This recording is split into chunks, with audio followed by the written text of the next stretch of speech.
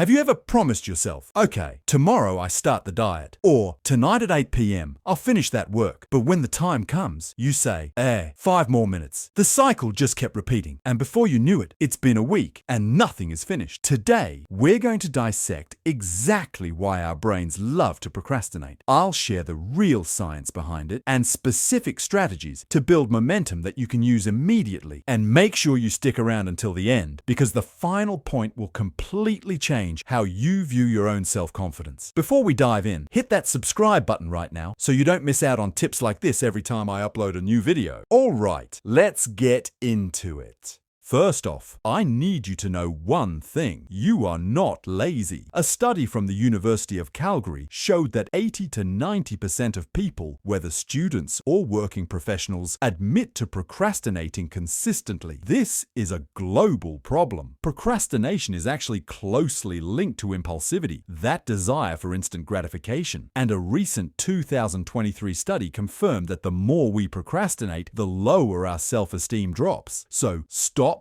beating yourself up. Feeling guilty only adds stress and makes it harder to start. We need to understand the root cause first. So why do we do it? The culprits are usually two things: fear of failure and perfectionism. We want the result to be so perfect that we become terrified to even start. Imagine my friend. Let's call him Alex. Alex has a report to write. He sits in front of his laptop, opens the document, but suddenly it feels heavy. He feels the report needs to be a masterpiece. So what does Alex do? He closes the laptop, cleans his desk, washes the dishes, organizes his files. Looks productive, right? But that's actually productive procrastination. Alex's brain is looking for an escape because the report feels painful. It wants immediate dopamine, easy, fun stuff. In the end, the important work isn't done, but he's exhausted from doing trivial things. Have you ever been like Alex? Now, I want you to be honest with yourself. Drop a comment down below. What is the one thing you are putting off right now? Is it starting a workout routine, finishing an assignment, or calling a client? Type it in the comments. Sometimes just writing it down and admitting it is the first step to solving it. I'll be reading your comments later. Okay, in just a moment, we're jumping into the practical solutions. And remember, the final tip I have for you is the key to stopping you from giving up halfway through.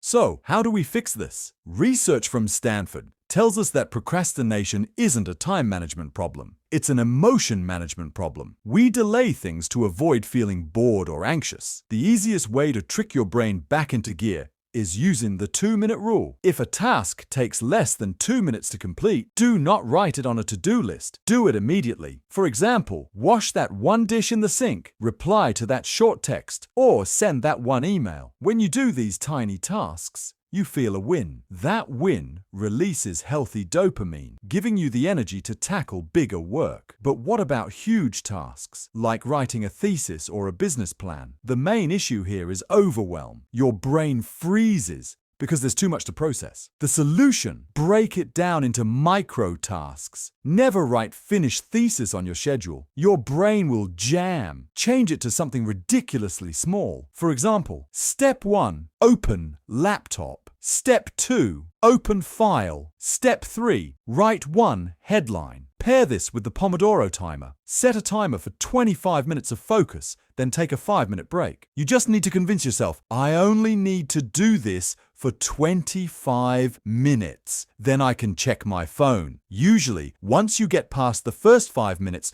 momentum kicks in and you'll keep going without forcing it. The hard part is just starting. The next strategy to stay disciplined is eat that frog. This means doing the thing you hate the most, the hardest task, first thing in the morning when your energy is high. Once you've swallowed that ugly frog, everything else the rest of the day feels easy. But if you struggle to discipline yourself, you need an accountability system. Humans are weird. We break promises to ourselves easily, but we hate looking bad in front of others. Tell a friend or partner, I'm going to finish X today. If I don't, I'm buying you dinner. Another powerful technique is habit stacking. Insert a new habit right after an old one. For example, immediately after I pour my morning coffee, old habit, I will write down my 3 goals for the day, new habit. Once it becomes automatic, you won't need willpower anymore.